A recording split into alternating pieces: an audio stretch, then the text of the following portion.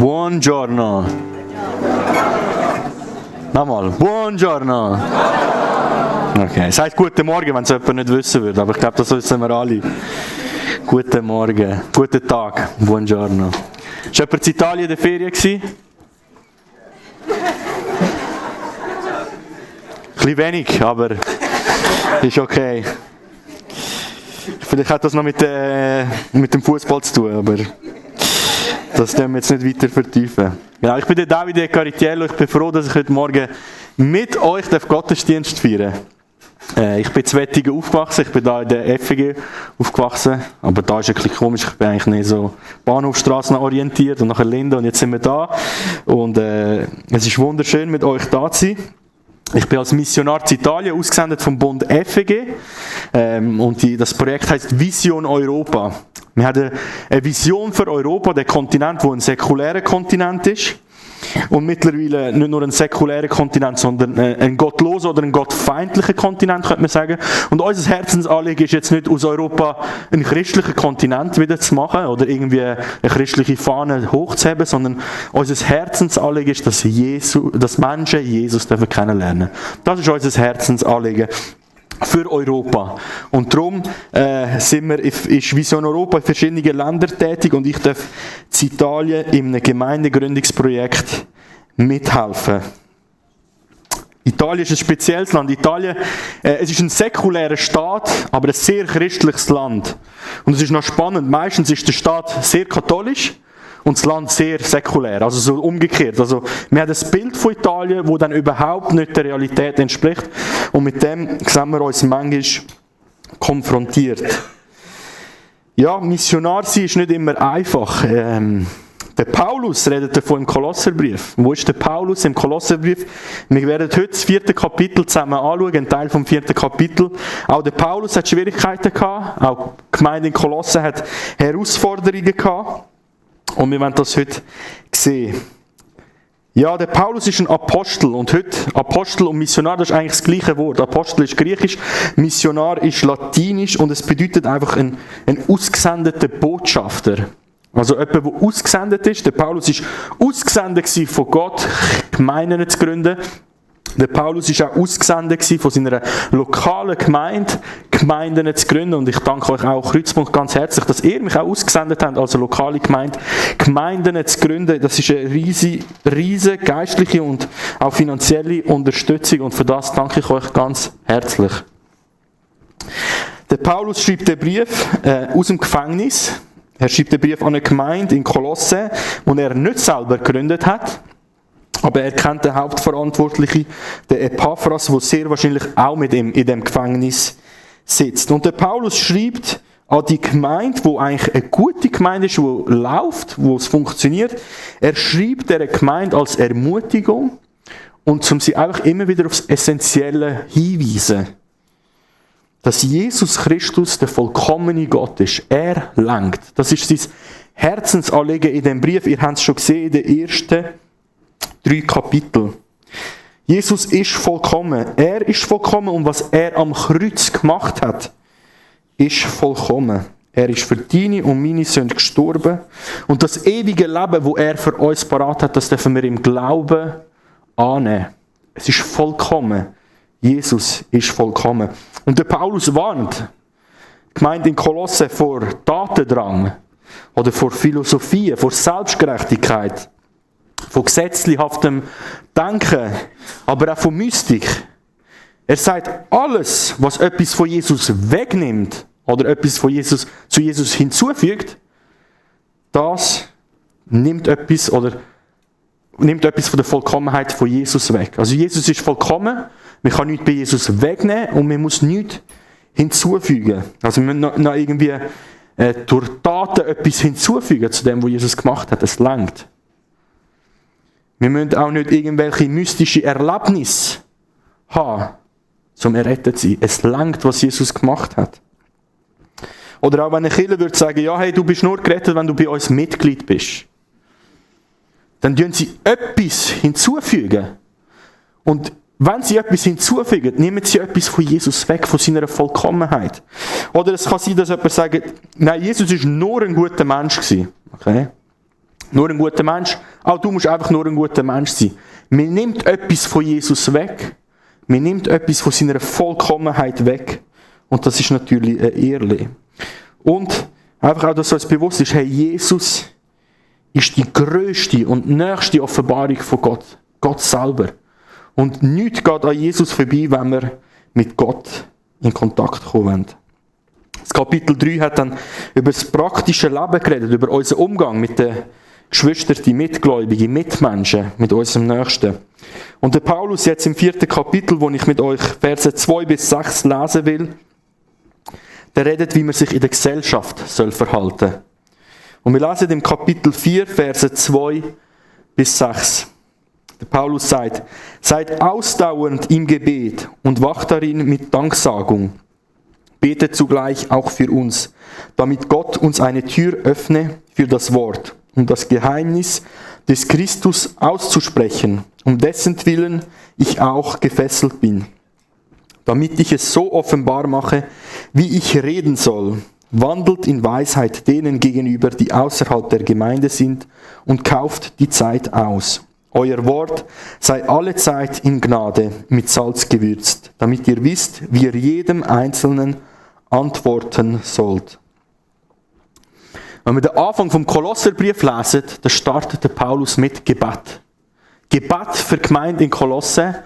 Und jetzt gegen das Ende von seinem Brief, da ruft der Gemeinde von Kolosse auf, für ihn zu beten. Wenn wir beten, dann richten wir unseren Fokus auf den vollkommenen Jesus. Wir gehen in seine Gegenwart und wir leben eine direkte Beziehung. Wir danken ihm für die Hilfe. Wir können ihm um Hilfe bitten. Und Gebet kann in verschiedenen Arten und Momenten stattfinden. Es gibt das Gebet, wo man sich ins Zimmer zurückzieht, ganz allein. Es gibt das Gemeinschaftsgebet. Es gibt das Gebet, das beim Fasten stattfindet. Es gibt das ganz alltägliche Gebet, wo man vielleicht in der Migros am Posten ist und es kommt einem etwas in den Sinn und wir beten gerade. Gebet kann in verschiedenen Momenten stattfinden. Es kann auch ganz verschiedene sein. Es kann, dass man einen Psalm nachbetet. Oder es kann sein, dass man ein Klagegebet macht. Es kann sein, dass man fürbittet, also für jemanden einsteht im Gebet. Es kann ein Dankesgebet sein. Es kann ein Sündenbekenntnisgebet sein. Ihr seht, Gebet hat ganz viele verschiedene Facetten, aber das Ziel vom Gebet ist, dass man sich auf Jesus ausrichtet. Dass man in seine Abhängigkeit kommt. Das ist das Herzensanliegen. Gott ist überall anwesend und wir sind immer abhängig von ihm. Aber im Gebet leben wir das ganz bewusst. Und das ist, was der Paulus sagt. Geht ins Gebet. Geht ins Gebet. Ich persönlich, ich bin nicht so ein guter Better. Also es hat mich schon herausgefordert, über so einen Text zu predigen. Ich habe so ein Gedankending, wenn ich etwas vorbereiten muss oder machen muss, dann ist so, Gebet ist die verlorene Zeit. Und dann erst nachher schaffe ich. Also wenn ich jetzt eine Stunde habe, dann überlege ich so, ja eben, wenn ich jetzt bete, dann habe ich weniger Zeit zum Arbeiten. Aber das ist bei mir noch drin, dass Gebet so etwas Passives, so etwas Unnötiges ist. Ich weiß nicht, ob das jemand auch hat, aber es ist so, dass ich Mühe habe, zu verstehen, hey, mein Dienst, der wird erst richtig gut, wenn ich in Gottes Abhängigkeit komme. Und ob ich jetzt 10 Minuten mehr arbeite oder eben bete, was ja auch gewisser, es passiert ja auch etwas im Gebet, das spielt dann nicht so eine Rolle, sondern es geht darum, dass ich in die Abhängigkeit von Gott komme. Die Gegenwart. Dass ich auf ihn höre, dass er mich führt. Das ist immer wieder eine grosse Herausforderung. Bei mir beim Arbeiten, aber ich kann es mir auch vorstellen, bei dir in der Familie oder bei dir an der Arbeit, dass man einfach wieder mal kurz anhaltet und sagt, hey, jetzt bete ich, jetzt nehme ich mir Zeit und ich schaue auf den vollkommenen Jesus. Bei ihm ist es vollkommen. Mein Leben ist nicht vollkommen, mein Leben ist chaotisch. Vielleicht bin ich zu spät, vielleicht habe ich etwas falsch gemacht, vielleicht habe ich Streit. Aber ich halte schnell an, ich tue beten und ich schaue auf den vollkommenen Jesus.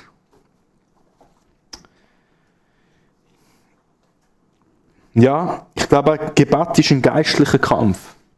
Und der Paulus merkt das. Der Paulus ist konstant in dem geistlichen Kampf gewesen. Und er hat gewusst, einen geistlichen Kampf, den gewinnt man im Gebet zuerst. Und nachher auch in Taten. Und ich finde es spannend, der Paulus ist im Gefängnis und er betet nicht darum, dass er aus dem Gefängnis darf. Das ist nicht sein Hauptanliegen. Er betet nicht darum, dass es besseres Essen gibt im Gefängnis oder dass er sonst noch irgendwelche Privilegien bekommt. Er betet einfach, dass er frei und offen von dem vollkommenen Jesus darf erzählen. Ich frage mich, wie ist das oft bei mir? Oft stimmt bei mir der Moment oder der Ort nicht, um von Jesus zu erzählen.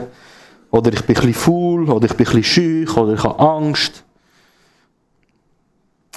Beim Paulus wird es auch externe Faktoren gehabt. Also Paulus war auch ein Mensch, der wird auch Mühe haben in gewissen Momenten. Und er war im Gefängnis und gesundheitliche Probleme. Aber wenn wir die Apostelgeschichte lesen, dann sehen wir, dass der Paulus gerade in seiner Gefangenschaft vor Politikern hat können reden oder mit Gefängniswärtern hat können reden oder einer ist auf einer ganzen, auf einer Galeere, auf einem Boot mit allen, der ganzen Besatzung hat der Paulus von Gott können erzählen in seiner Gefangenschaft. Also das ist sein Herzensanliegen und ich glaube, das muss auch in unser Anliegen sein, dass weniger die Umstände stimmen, sondern mehr, dass wir die Möglichkeit haben, frei und offen zu erzählen. Das ist noch schwierig. Wer hat Mühe, frei und offen so über den Glauben zu reden? Also wir müssen jetzt nicht aufstrecken. Statistiker sagen, wenn man so in den Kirchen fragt, 10% hat da gar kein Problem, offen und frei über den Glauben zu reden. Überall. Und die hören mir jetzt also zu und denken, hey, was redet der überhaupt? Das ist ja völlig normal.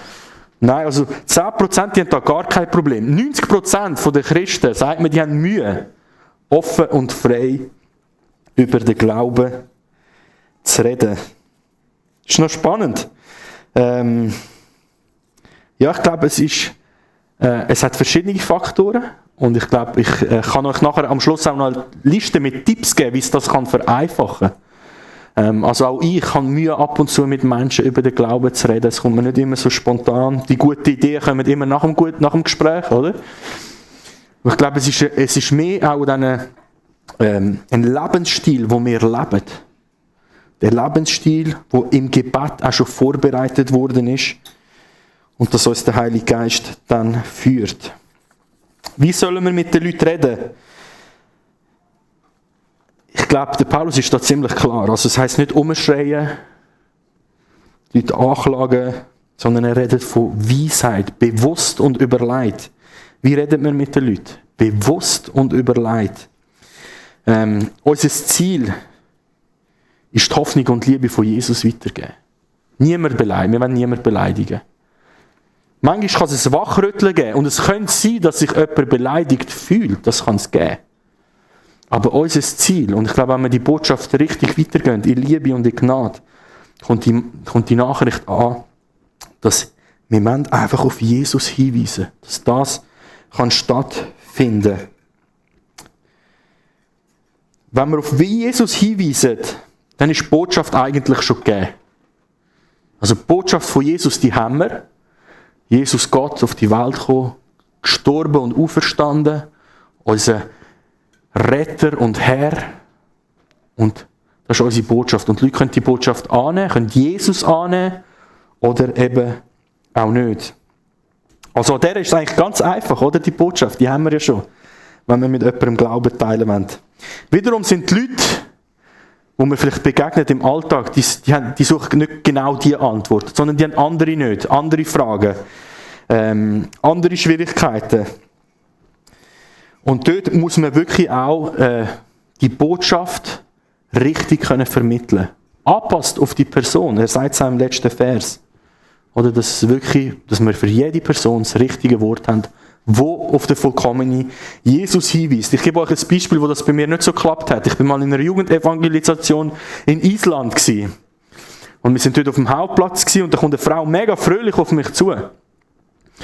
Und sie sagt, ja, was macht ihr mega cool, läuft ein bisschen etwas in Island, mal ein bisschen Junge, viele gehen weg von Island. Und nachher sage ich, ja, wir sind von einer Kirche und wir glauben und Jesus. Das hat sie gar nicht cool gefunden. So. Also es ist schon mal tief runter. Und dann bin ich gleich mit ihr ins Gespräch gekommen. Und sie ist nachher, ich würde sagen mal, mehr so ein bisschen ins Mystische und sie ist voll auf Heavy Metal gestanden und so. Und ich habe gar nicht gerne Heavy Metal. Das ist überhaupt nicht mein Musikstil. Und ich bin dort mit ihr gewesen und wir haben das einfach nicht verstanden. Überhaupt nicht, keine Verbundenheit, nichts. Und es ist wirklich, sie ist so fröhlich gekommen und das Gespräch ist immer schlimmer geworden. Es ist immer schlechter geworden. So. Und ich habe es einfach irgendwie nicht geschafft, bei dieser Person auf Jesus hinzuweisen. Es hat es einfach nicht geklappt. Und ich habe, im Nachhinein habe ich gedacht, ich bin einfach irgendwie zu wenig auf die Person eingegangen. Also, mein persönlicher Musikgeschmack ist in diesem Gespräch viel zu wichtig gewesen. Also, ihr dürft Heavy Metal hören. Und das Lustige ist, was mich im Nachhinein so aufgeregt hat, wir sind eine Gruppe Jugendlicher gewesen. Und neben mir 2 Meter war mein Kollege, der ein riesen Heavy Metal Fan ist. Und der hat alle christlichen Heavy Metal Bands kennt und so weiter und so fort. Und ich hätte einfach nur sagen, hey, komm doch schnell zu mir. Komm doch auch zu dem Gespräch dazu. Und ich hätte mich dann irgendwann ausklinken und er hätte das Gespräch richtig gut wahrscheinlich weiterverfolgen. Auch dort, es braucht wie eine gewisse Weisheit, oder? Auf die Personen zuzugehen. Ich merke es auch im Dienst, wenn wir irgendein Event haben oder wir machen etwas. Wir haben Jugendliche, die total agnostisch oder atheistisch unterwegs sind. Also die wissen nichts von Gott und es interessiert sie so auch nicht, so in diesem Stil. Und dann haben wir vielleicht eine ältere Dame, die im gleichen Gottesdienst sitzt und sie hat ein Gottesbild, sie hat eine gewisse Zeit lang Kirche besucht. Und die sind ja total verschiedene Punkte. Und mit dem Jugendlichen rede ich auf eine Art. Die Botschaft ist die gleiche, aber ich passe mich ihm an, dass die Botschaft ankommt. Und mit der älteren Dame rede ich auf eine andere Art und ich passe mich ihr an, dass die Botschaft ankommt. Ich kann mir vorstellen, beim Jungen reden wir mehr über Natur und Schöpfung. Die Jungen sind sehr ökologisch unterwegs. Aber wir wollen nicht nur über die Schöpfung reden, sondern auch über den Schöpfer. Okay? Und dort hat man den Anknüpfungspunkt. Die ältere Dame, sie hat vielleicht ein sehr strenges Gottesbild, fürchtet den Tod, fürchtet das Fegefeuer. Und auch dort gibt es einen Anknüpfungspunkt, wo man über die vollkommene Vergebung von Jesus könnte reden. Also ihr seht, die Botschaft ist die gleiche, aber wie wir in Kontakt kommen mit den Leuten, ist anders. Der Paulus im 3. Kapitel sagt auch, es ist unwichtig, ob jemand Griech, Jude, beschnitten, unbeschnitten, egal welcher Kulturkreis, welches Nomadenvolk, Sklave oder Herr, wichtig ist einzig und allein Christus, der in allen lebt. Das sagt er im Kolosser. Wenn wir in Korinther lesen, dann sagt er, einem Jude begegne ich wie ein Jude, einem Griech begegne ich wie ein Griech, einem Schwachen tue ich wie ein Schwacher begegnen. Wir sehen, die Botschaft für Jesus ist für alle und die ist für alle gleich. Aber wie man den Leuten begegnet, wie man das mitteilt, das wechselt. Also wir müssen uns nicht verstellen, aber wir müssen uns anpassen. Das ist nicht so einfach. Nicht verstellen, aber anpassen, damit jede Botschaft von Jesus hören und verstehen kann. Genau, und ich finde es mega schön, wenn wir die Bibel lesen. Jesus ist unser Vorbild in dem. Jesus war Gott, hat eine Botschaft für die Menschheit gehabt. Und was hat er gemacht? Er hat sich der Menschheit gegeben. Er ist Mensch geworden, dass die Menschheit ihn hat verstehen. Und in dem ist er unser grosses Vorbild. Und auch wenn wir den Leuten begegnen wir ihnen auf Augenhöhe, dass sie uns verstehen können. Jesus hat sich schwach gemacht, damit er uns Schwachen kann, auf Augenhöhe begegnen. Wir lesen von dem in verschiedenen Briefen. In Philipper, im Hebräer. Wir lesen von dem Jesus, der mit uns ähnlich ist und wo uns so begegnet. Der Paulus schreibt dann im Kolosserbrief, kaufe die Zeit aus. Wir sagen ja so schön, Zeit ist Geld, aber ich würde sagen, Zeit ist Priorität. Und wenn wir auch mit sehr reichen Menschen reden, die wirklich viel Geld haben, wo Geld dann keine Rolle spielt, dann sagen die alle das Gleiche, das Wertvollste ist Zeit. Okay. Zeit ist wertvoll und Zeit redet von unseren Prioritäten. Und der Paulus sagt, nützt die Zeit, die ihr habt, um von Jesus zu erzählen. Nützt die Zeit auf dieser Erde, um auf den vollkommenen Jesus hinzuweisen. Ich glaube, wir brauchen die meiste Zeit, die wir haben, gut. Aber ich denke auch, unsere Gesellschaft ist eine Gesellschaft, die die Zeit verplempert. Schaut mal eure Bildschirmzeit auf dem Smartphone. Ich würde sagen, ich bin wenig am Smartphone, aber wenn ich dann schaue, ich bin geschockt, wie viele Stunden ich am Smartphone bin. Wenn ich bei mir in der Jugendgruppe schaue, 5 bis 6 Stunden ist so ein guter Durchschnitt pro Tag. Das ist jetzt in Italien, vielleicht ist es in der Schweiz ein bisschen weniger. Aber ist noch höher, hä? Genau. Also, ich würde jetzt nicht sagen, wenn wir mal uns konzentrieren, dann brauchen wir Zeit gut, aber wir verplempern so viel Zeit. Und vielleicht ist es bei der älteren Generation eher der Fernsehen. Es ist jetzt nicht so, dass nur die Jungen Zeit verplempern. Aber ich glaube, wir können die Zeit besser brauchen. Wir können die Zeit besser brauchen, um uns auch vorzubereiten für gute Gespräche, um über den Glauben zu reden. Das wäre etwas ganz Wichtiges. Ich merke das auch, wie wichtig Vorbereitung ist, wenn man mit Leuten über den Glauben redet. Bei uns in der Gemeinde haben wir ein Großteil von meiner Arbeit ist einfach, dass Leute aus der Gemeinde mir schreiben, hey, ein Arbeitskollege hat mich das gefragt, was soll ich antworten? Und so in dem Stil. Und ich tue dann immer versuche überlegen. Ich möchte, dass die Person, die die Nachricht bekommt, hat zuerst überlegt. Also ich muss nicht für die Leute überlegen. Ich tue dann oft auch ein Buch empfehlen. Oder einen Artikel schicke ich. So kann ich wie eine Hilfe sein, ohne jetzt die Leute zu entmündigen. Und es ist spannend, die eine ist mega wissenschaftlich interessiert. Und ihr wisst, ich habe nicht so viel Ahnung wissenschaftliches Apologetik. Aber ich habe ein gutes Buch. Ich habe ihr gesagt, hey, lies das Buch. Ich habe das mal gekauft, das ist, glaube ich, nicht schlecht. Und sie hat das Buch gelesen und sie ist dann zu mir und hat gesagt, ja, es ist ein super Buch gewesen, danke vielmals. So, einfach, ich tue ein bisschen vermitteln, Wissen. Also, das ist ein Teil von meiner Arbeit. Jemand anderes hat mir geschrieben, ja, mein Nachbar hat eine Mutter, die von ihm die leidet. Und er ist sie am Pflegen. Und er ist am Limit. Und er fragt sich, wie Gott Leid kann zulassen, wieso er leidet, wieso seine Mutter leidet und so weiter. Und ich habe dann auch so gesagt, ja, hey, ich kann dir schon eine theologische Antwort geben. Aber gib doch einfach auch noch dein Zeugnis, weil die Frau hat einen Leidensprozess gerade hinter sich gehabt. Ich habe gesagt, tu doch einfach auch Teile, wie du das erlebt hast, die Leidenszeit mit Gott. Und sie hat dann auch gefragt, ob sie die Nachricht von ihm weiterleiten zu mir und ob ich dann antworten darf. Und das haben wir dann wie das Zweite, haben wir können dieser Person antworten. Und der ist sehr dankbar gewesen, dass wir uns die Zeit genommen haben. Und ist dann eben kein Zufall gewesen, dass ich dann später bin ich mal am Spazieren dort gewesen und ich bin sie besuchen, die von der Kirche. Und dann war gerade der Nachbar draussen gewesen und wir haben gerade reden und er hat dann auch gesagt, er hat sich nochmal bedankt und er möchte gerne einmal bei uns in die Kirche kommen und so weiter. Also es ist einfach eine gewisse Vorbereitung auf die Person. Die Person hat nicht nach Jesus gesucht. Die Person hat eine Frage gehabt zum Leiden und wir haben dann können einfach eine Antwort geben, die auf Jesus hinweist. Wir haben jetzt nicht immer die Lösung.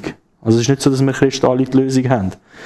Aber wir haben eine andere Perspektive. Und wir haben eine Begleitung in diesem Prozess. Wir haben eine Begleitung. Und das ist etwas, was wir haben und was wir weitergeben dürfen. Der Paulus hört dann seinen Brief mit Grüß auf. Also er grüßt am Anfang gemeint und er hört auch den Brief mit Grüß aus. Ihr könnt das daheim lesen, wenn ihr wollt. Die Grüße, die sind so ermutigend. Ich finde das so schön, dass der Paulus einfach im Gruß die Leute ermutigt und im Gruß Wertschätzung zeigt und im Gruß dankbar ist. Und wie er auch die Leute erwähnt. Also es ist nicht etwas Unpersönliches, sondern er erwähnt die Leute, er ermutigt die Leute beim Namen. Ich finde das extrem stark. Ich finde das eine extreme Ermutigung auch für euch als Kreuzpunkt und für unsere Gemeinde in Italien und weiter. Beim Namen die Leute ermutigen. Beim Namen Dankbarkeit zeigen. Es ist extrem schön, wenn das stattfinden darf. Und das schließt wie das Ganze ab, so, hey, wie reden wir mit den Leuten? Wie gehen wir auf die Leute zu? Der Paulus sagt, gesalzen und mit Gnade. Wenn er sagt, gesalzen heisst das mit Inhalt. Also nicht sinnlose Wort, sondern sinnvolle Wort. Mit Inhalt, ermutigend. Wort, die das Leben lebenswert macht. In den Beziehungen. Und das ist auch, was wir als Gemeinde nur weil weiter oft leben. Das ist so unser ich sage jetzt mal das Wichtigste, ist Beziehungen. Wir haben nicht zu viel Kirchenprogramm, weil wir wollen, dass die Leute Beziehungen haben zu ihren Nachbarn, zu ihrer Familie, zu ihrem Umfeld. Wir wollen, dass in Beziehung Glauben kann weitergegeben werden kann. So hat es uns auch Jesus vorgelebt. Wir haben eine hoffnungsvolle Botschaft und unser Reden darf hoffnungsvoll auf den vollkommenen Jesus hinweisen.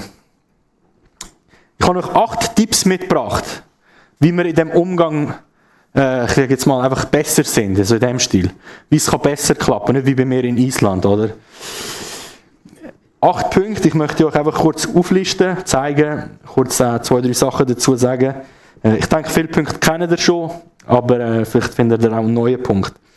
Das erste ist, dich vorbereiten. Jeden Tag kannst du mit Leuten in Kontakt kommen und über den Glauben reden. Also dich vorbereiten, das ist ja jeden Tag möglich. Lies die Bibel, bis im Gebet. Dich auf Themen vorbereiten, die in der Gesellschaft aktuell sind. Die Leute fragen dich nicht über Jesus, aber sie werden dich fragen, was du über Homosexualität denkst. Okay? Dich vorbereiten. Dich vorbereiten. Das Zweite, interessier dich für Menschen.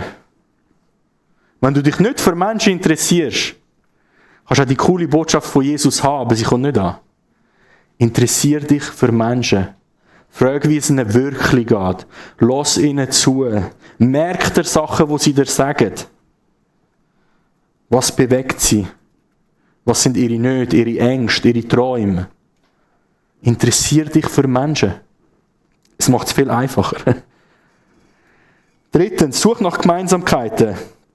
Was habt ihr ähnlich? Was begeistert euch beide? Vielleicht hast du dann auch ein persönliches Erlebnis, wo du kannst mitteilen, wo du Gott erlebt hast. Wenn du Gemeinsamkeiten hast, ist es viel einfacher, ein Gespräch zu führen. 4. Punkt.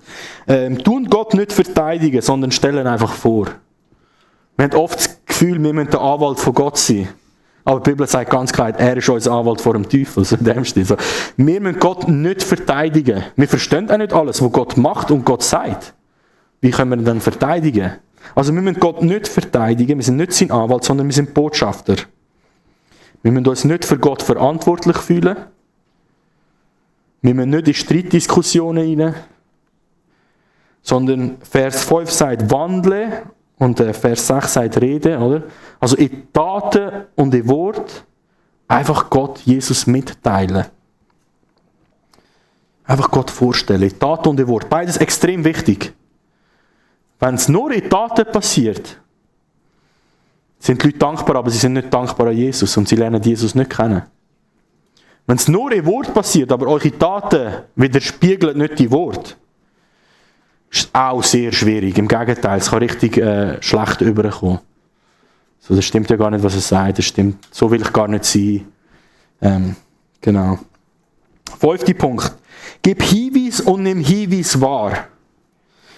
Es gibt immer so kleine Anzeichen, wo Leute an mich kennen. Sie merken es vielleicht gar nicht, dass sie über ein geistliches Thema reden. Wo die Bibel eine Antwort dazu hat, oder wo die Bibel eine Geschichte dazu hat, oder wo du ein Erlebnis dazu hast. Also wenn so ein Hinweis kommt, nimm ihn einfach mit und erzähl. Und dann siehst du, ob das Interesse um ist oder nicht. Und auch ich, wenn ich mit Leuten rede, ich gebe manchmal so Hinweise. Bei mir ist es natürlich einfach, ich sage einfach, ich bin Pastor. Das ist natürlich so ein super Hinweis. Aber dann ein paar sagen, okay. Und ein paar sagen, wow, erzähl mehr. Oder? Und wenn der fragt, ja, erzähl mehr, dann erzähle ich gerne mehr. Wenn er sagt, okay, dann erzähle ich nicht mehr. Aber ich kann ihm einen Hinweis geben. Und das kann auch bei jeder Person kann das sein. Ja, ich kann killen am Sonntagmorgen. Oder ich habe heute die Bibel gelesen. Oder, ja, ich bete für das. Einfach so mal sagen, ja, ich bete für das, was du mir gerade gesagt hast. Und nachher sagen danke oder sagen nichts oder sagen, wow, du betest. Und dann kann man mehr erzählen. Also Hinweis wahrnehmen und Hinweis geben. Und an denen dann das Gespräch weiterführen oder eben nicht. Was sind wir? 6. Punkt. 6. Punkt. Mutig sein. Hab keine Angst, über den Glauben zu reden. Hab keine Angst. Die Angst ist meistens mehr im Kopf. Und die Bibel sagt auch, der Heilige Geist rüstet dich aus im Gespräch. Also wenn du das Gespräch mal startest und in Kontakt bist mit dem Heiligen Geist, dann wirst du merken, dass es oft ziemlich gut geht. Ich weiss jetzt nicht, was in Island schlecht gelaufen ist. Vielleicht hat mir Gott einfach etwas beibringen. Aber das mutig sein, keine Angst haben, auf die richtigen Worte zu warten, die der Heilige Geist eingibt. Extrem wichtig. 7. Punkt, beten. Okay, beten. Viele Sachen werden im Gebet vorbereitet, in dem geistlichen Kampf. Du vorher beten, du währenddessen beten und du nach dem Gespräch für eine Person einmal beten. Ich höre oft Leute, die sagen, ja, ich wäre gerne besser im Glauben unterwegs und ich würde gerne das machen und ich würde gerne Wunder sehen. Und so ich mache dann immer 2 Fragen. Wie oft liest du die Bibel und wie oft tust du beten? Ich glaube nicht, dass das einfach proportional so ist, aber wenn jemand nie betet und nie die Bibel liest, es ist einfach schwieriger. Es ist einfach schwieriger, Grosses im Glauben zu sehen und zu erleben. Beten gewinnt den geistlichen Kampf. Und der letzte Punkt, wenn möglich ja, aber meistens ist es nicht alles auf einmal erklären. Okay, nicht die Leute überrumpeln. Sie haben vielleicht eine andere Note in dem Moment, du musst auf Jesus hinweisen, aber es ist schwierig, gerade das ganze Evangelium und das ganze Konzept von Kirche und die ganze Kirchengeschichte mit dem Augustinus und so weiter zu präsentieren. Okay? Also, nicht immer alles auf einmal erklären, sondern einfach wirklich sehen, wo ist gerade der Punkt, wo man etwas von Jesus weitergeben kann. In Weisheit, bewusst, gezielt und auf Jesus einfach dort hinweisen. Das sind Punkte. Die Predigt sollte auch online sein dann. Also wenn ihr das noch nachschauen die Liste, oder machen das Foto. An diesem Punkt auch ganz liebe Grüße an die uns im Livestream zuschauen oder dann nachschauen. Schön sind ihr dabei gewesen. Ich werde jetzt noch beten und wir haben dann auch einen Moment, wo wir ins Abendmahl gehen. Herr Jesus, danke, dass du vollkommen bist und dass die Rettung, die du für uns gemacht hast, vollkommen ist. Und danke, dass wir den Teil sein. Wir persönlich, wir als Kreuzpunkt, wir Nuova Vita Italien. Jesus, danke, dass du mit uns unterwegs bist. Und Jesus, ich bitte dich, tu uns ausrüsten, dass wir frei und offen, mit Weisheit und in Gnade und in Liebe von dir dürfen erzählen, so wie du wirklich bist. Und Herr Jesus, ich möchte dich bitten, bei allen uns haben wir jetzt vielleicht Leute im Kopf, die wir kennen, wo wir vielleicht auch schon über den Glauben geredet haben. Dass du dort neue Weisheit schenkst und neuen Mut und neue Liebe und einen Durchbruch bei diesen Leuten, dass die Leute dich finden dürfen. Danke, Jesus. Amen. Amen.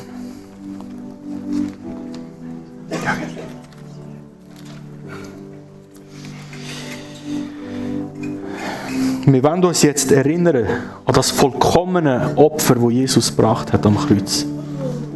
Das vollkommene Opfer, das er gebracht hat für unsere Sünde, die wir nicht haben können vollbringen. Er hat es vollbracht. Er hat den Bund mit uns eingesetzt, vom Brot und vom Wein oder Traubensaft, den wir da haben, wo wir uns erinnern können, was er gemacht hat. Und das Erinnern gibt uns Kraft und ermutigt uns. Und wo wir ihm nochmal danken und vielleicht auch nochmal Sünden bekennen, die schon vergeben worden sind, aber wir wollen sie ihm einfach nochmal in die Gegenwart Gottes bringen und er schmeißt sie dann ins Meer. Wenn du den Opfertod von Jesus angenommen hast, wenn du das Opfer, das Jesus gebracht hat, für dich am Kreuz angenommen hast, wenn du dein Leben Jesus anvertraut hast, dann bist du herzlich eingeladen, am Abendmahl teilzunehmen. Nimm das Brot, nimm den Traubensaft, sitz nochmal am Platz, der Lobpreis wird spielen und du darfst mal beten. Red mit Gott. Sag ihm Danke. Sag ihm vielleicht, was nicht so gut gelaufen ist die Woche. Und sag ihm Danke, dass er die nächste Woche wieder bei dir ist. Lob ihn, dass er so vollkommen ist. dass du nichts hinzufügen musst.